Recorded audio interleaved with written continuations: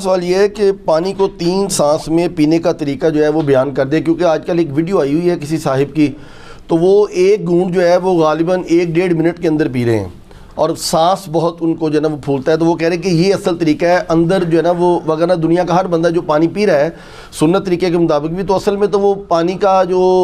آپ کا اس کے دوران سانس آتا ہے تو وہ اندر جا رہا ہے، تو یہ پانی پینے کا طریقہ ذرا بیان کر دیں۔ اندر کیا ہے وہ کیا کہہ رہے ہیں گلاس کے اندر؟ وہ کہہ رہے ہیں جب آپ اس طرح گٹاگٹ پیتے ہیں تو اصل میں وہ آپ کا سانس بھی اندر جا رہا ہے۔ نہیں اس طرح نہیں ہے، پتہ نہیں ان کو کس نے یہ پڑھا دیا ہے۔ دیکھیں جی صحیح بخاری اور مسلم میں حدیث ہے، نبی علیہ السلام یعنی 3 سانس کے اندر پانی پیا کرتے تھے، پانی کے آغاز میں بسم اللہ الرحمن الرحیم اور اینڈ پہ الحمدللہ، یہ تو سنت تواتر کے ساتھ چل رہی ہے۔ مسلم شریف کے الفاظ ہیں کہ 3 سانس پانی پینے کے دوران 3 سانس لیا کرتے تھے نبی علیہ السلام۔ تو وہ یہ ہے کہ آپ یعنی پانی پیا، سانس لیا برتن ہٹا کے، پھر دوسری بار پیا، پھر سانس لیا، پھر تیسری بار پیا، پھر سانس لیا، پھر چوتھی بار پیا، یہ بھی درست ہوگا، یا تیسرا سانس اینڈ پہ لے لیں وہ بھی درست ہوگا۔ تو یہ سانس والا جو ایشو ہے وہ یعنی برتن کے اندر، اس سے تو نبی علیہ السلام نے منع فرمایا۔ میں نے جو پہلے حدیثیں بیان کی ہیں ابو داؤد کے اندر اور ابن ماجہ کے اندر حدیث موجود ہے کہ نبی صلی اللہ علیہ وآلہ وسلم نے برتن میں سانس لینے سے، پانی میں یعنی پھونک مارنے سے منع فرمایا۔ تو پھونک تو خود بخود ہو جائے گی، جب آپ بیچ میں سانس لے رہے ہوں گے تو ان کو اب سائنس نہیں نہ آتی، پانی پیتے ہوئے آپ جب سانس بیچ میں لے رہے ہوں گے تو پھونک ہی آ رہی ہوگی نا، پھونک چاہے منہ سے مارے چاہے ناک سے، وہ سانس تو نکالنا پڑے گا۔ اور پھر جو دوسری حدیث میں نے ابو داؤد اور ترمذی کی پیش کی ہے کہ نبی علیہ السلام نے فرمایا کہ برتن کے اندر کوئی چیز ہو تو اس کو نکال لو اور برتن کو الگ کر کے سانس لو،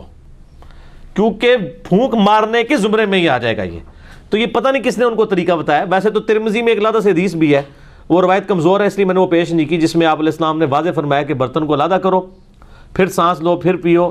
اس طریقے سے، لیکن وہ کمزور روایت ہے۔ لیکن اس کے بعد مضبوط روایت ہمارے پاس موجود ہے ابو داؤد کے اندر، ترمذی کے اندر، کہ برتن کے اندر سانس نہ لو، الگ سے لو۔ اور جو ابو داؤد اور ابن ماجہ کی میں نے حدیث بتائی ہے کہ نبی صلی اللہ علیہ وآلہ وسلم نے